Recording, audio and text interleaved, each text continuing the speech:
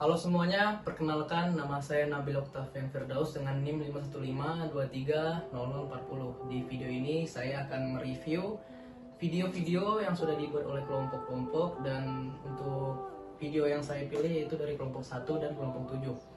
Dan tanpa basa-basi lagi, kita akan mereview videonya.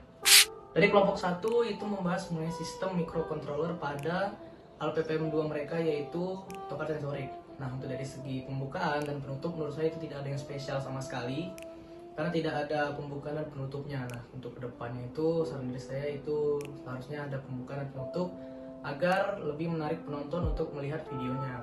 Nah, untuk dari segi editing, dari saya sendiri itu tidak ada yang spesial juga, karena editing dari video kelompok 1 itu cuman berupa transisi dari anggota yang pertama dan ke anggota yang keduanya. Nah, dari saran dari saya itu kedepannya ditingkatkan lagi.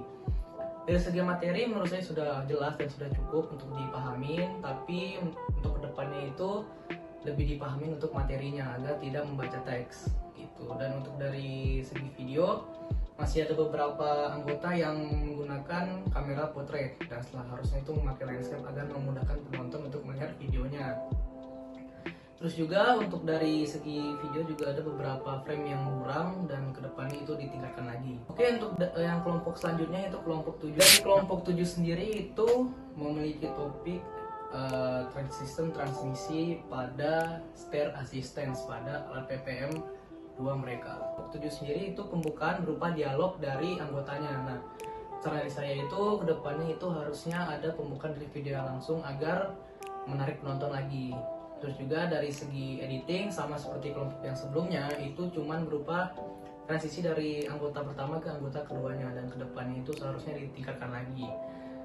Terus juga dari segi pemaparan materi menurut saya sudah jelas dan sudah cukup untuk dipahamin, walaupun masih membaca teks, tapi setidaknya itu kedepannya ditingkatkan lagi ya, dan untuk materinya itu dipahami lagi lah agar tidak membaca teks. Juga dari segi audio dan segi video menurut saya sudah cukup, walaupun ada beberapa frame yang videonya buram ataupun audionya kurang jelas, tapi kedepannya itu harusnya bisa ditingkatkan lagi agar penonton juga lebih enak itu melihatnya gitu. Oke, mungkin itu review singkat dari saya ya. Sekian, terima kasih.